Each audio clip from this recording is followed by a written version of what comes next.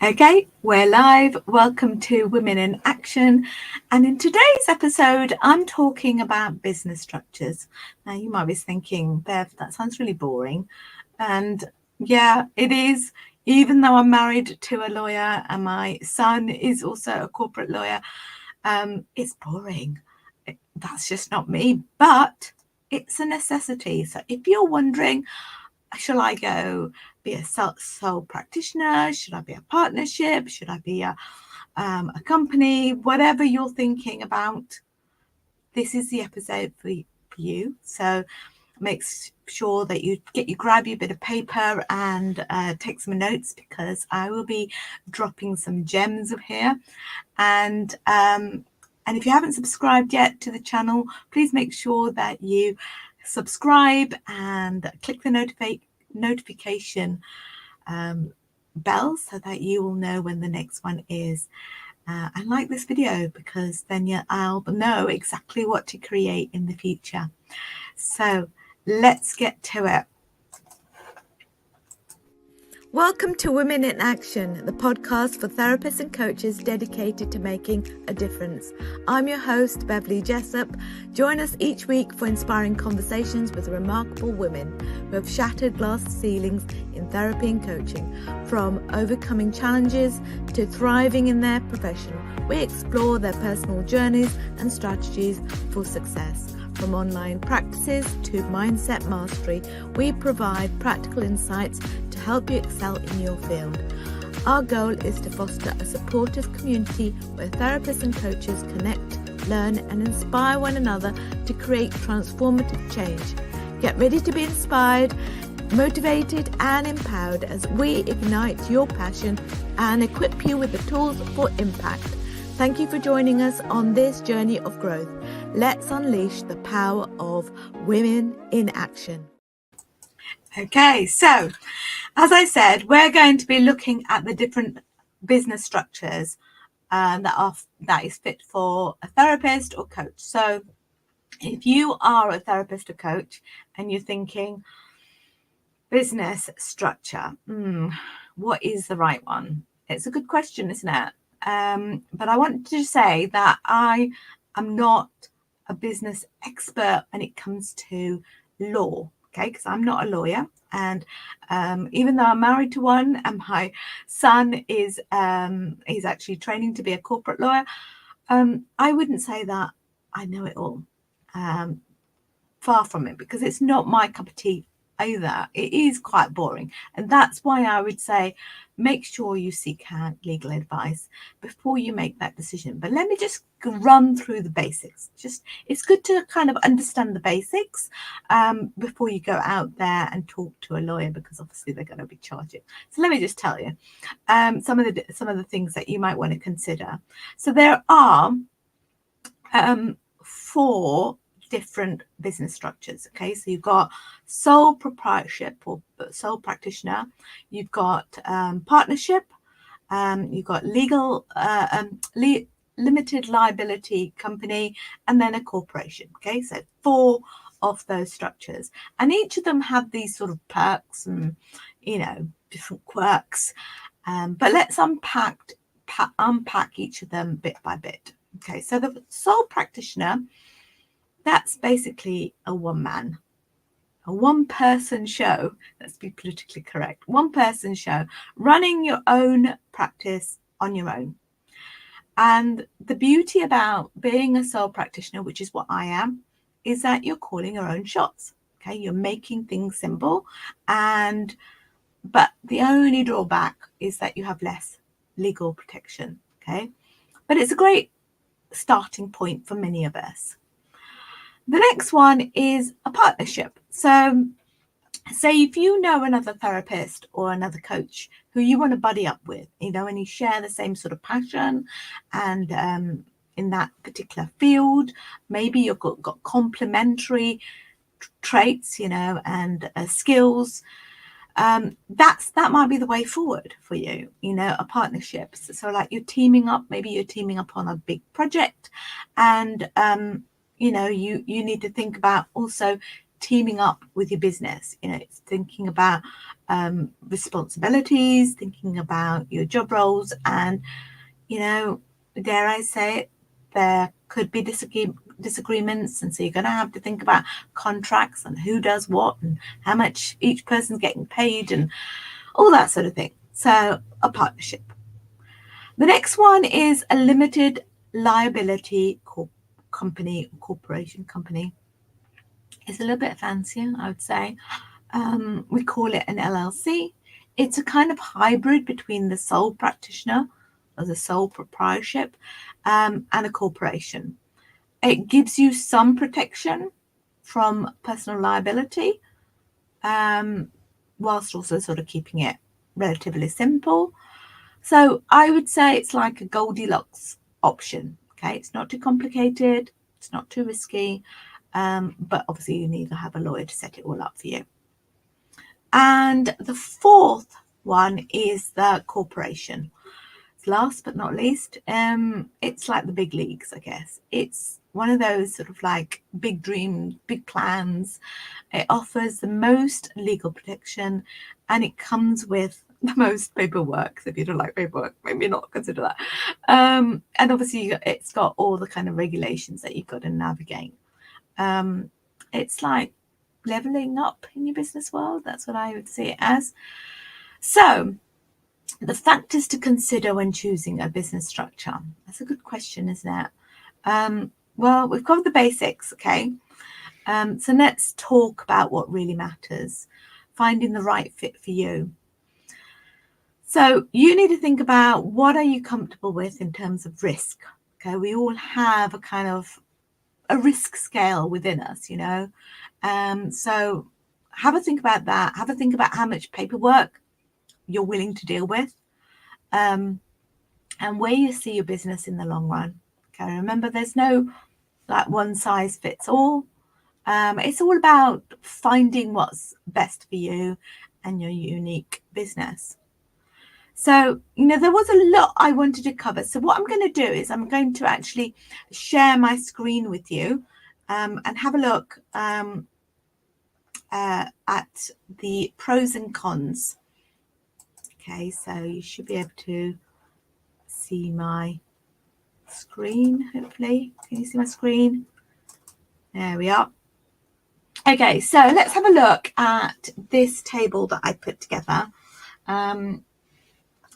I might have to make it a little bit bigger. There you are. All right, so what we're looking at is the sole proprietorship. Okay, the pros of it is that it's simple to set up. You have complete control over the decision making, and it's minimal paperwork, regulatory requirements, and all the profits go directly to you as the owner. Okay, and there are some tax advantages for small businesses. So depending where you're living in the world, make sure you check out the tax advantages with an accountant or a bookkeeper who knows that sort of thing. But the cons of it is that you have unlimited personal liability. So that means that if someone was to sue you, then you would need to think about taking extra insurance for that sort of thing, because you don't want to put your house on the line. And you also have limited opportunity to growth. So think about how you want to grow. Like, for instance, for me, I'm quite happy doing a kind of like a part-time role where I see clients on a part-time basis because it pays well, and I don't want to take on too many responsibilities because I'm growing my business in a different way, with the opportunity of doing memberships and courses and things like that. So that's a different income stream. But it might be something that I might consider in the future, sort of looking at an LLC.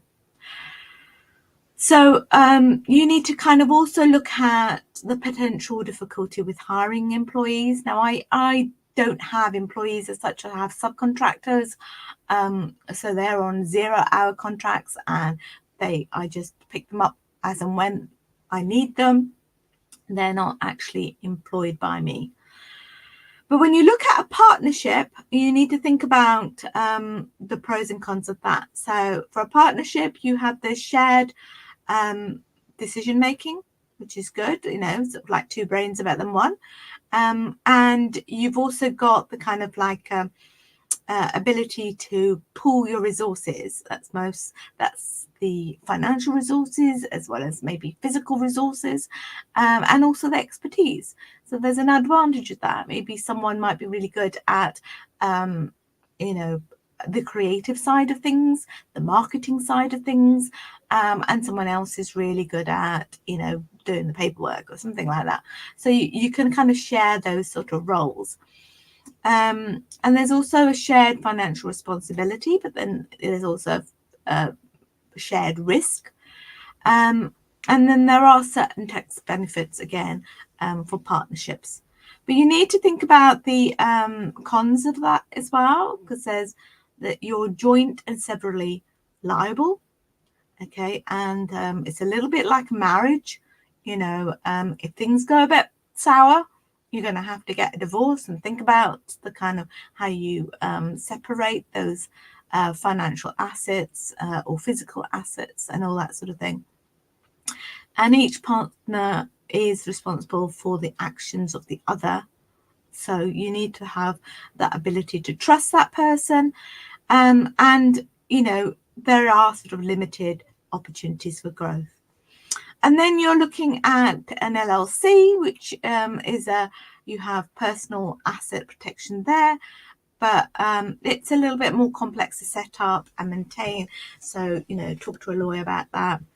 And then the LLC, as I said, was you've got limited personal liability for debts and lawsuits, and you've got the flexibility in management structure and profit allocation, and you've also got different other tax advantages there. And then if you look at the drawbacks, you've got the initial setup fees, which are a little bit high. You've got more paperwork to do and some regulatory stuff to do. You'll have to file some annual fees, and so it's there is a little bit more paperwork. And then lastly, you've got the corporation. Okay, so as I said, we're looking at kind of like shareholders and ability to raise capital through your stocks and shares. You're a completely separate legal entity, and so that has an impact on your liability really, and people suing you and things like that. And you've got your own sort of like brand image and things like that. So those are the advantages, but it is a little bit more complex, a bit more formal to look at. You've also got you have to double the taxation on your profits, and you've got to think about compliance and all the administrative costs as well. So there is more stringent reporting required. So that's what I wanted to share with you today. And if you have any more questions about that, this might be a good point to kind of come here and just think about your pricing, because pricing is something that we all kind of struggle with when we're starting out and thinking, well, what shall I charge someone? So if you're thinking about that, I have a fantastic freebie which I want to share with you now called the Pricing Confidence Challenge. And make sure that you go to mavenbusinesshaven.com/pricing to grab it really, because it's a free one that you might want to think about grabbing, and there it is on the screen now. So yeah, I wanted to share that with you in case you want to grab it. Have you ever struggled with pricing your services as a therapist or coach? Have you ever been tempted to just price it low just to keep up with your competitors? I get that. I've been there too. That's why I created the Pricing Confidence Challenge. Let me show you what's inside. Reflecting on your daily impact as a therapist or coach can be both insightful and empowering. With the Pricing Confidence Challenge workbook, you will embark on a journey to recognize the value you bring to the world through your unique knowledge and skills. This workbook offers a fun and interactive way to document the positive influence you have on your clients' lives. As you navigate through the workbook, you'll not only address feelings of imposter syndrome, but also cultivate a sense of confidence in your pricing decisions. Morning affirmations will uplift and motivate you, setting the tone for a day filled with self-assurance and clarity. By recording your experiences with clients, you'll gain valuable insights into the transformations you facilitate and the impact you make. Each entry becomes a testament to your expertise and the value you provide. Don't miss out on this opportunity to boost your confidence and your pricing strategy. Sign up for the free Pricing Confidence Challenge workbook today at mavenbusinesshaven.com/pricing. See you inside. Okay, so that was today's episode. I hope that you got lots of value from that, and you decide, well, which one are you going to go for. But if you are worried about it, make sure you go. It's not about how you're going to do it, it's like who you're going to ask. And so I hope that you'll be able to find an accountant or a lawyer who will be able to guide you on that next step. So until next week, thank you for coming to Women in Action. Before we wrap up, I want to extend an invitation to visit Maven Business Haven. As Proverbs 16 verse 3 says, "Commit to the Lord whatever you do, and He will establish your plans." Transform your passion for speech therapy and coaching into a thriving practice with ease. Say goodbye to the tech overwhelm and hello to a strategic website system that propels your business forward. Let's build your dream practice together effortlessly. At Maven Business Haven, you'll find freebies, mini courses, a shop of beautiful journals and planners, advice on tools to help you build your online practice with ease, and of course the podcast to inspire and help you make an impact in the world. Visit us today at mavenbusinesshaven.com and let's take your practice to new heights. Thank you for coming to Maven Business Haven.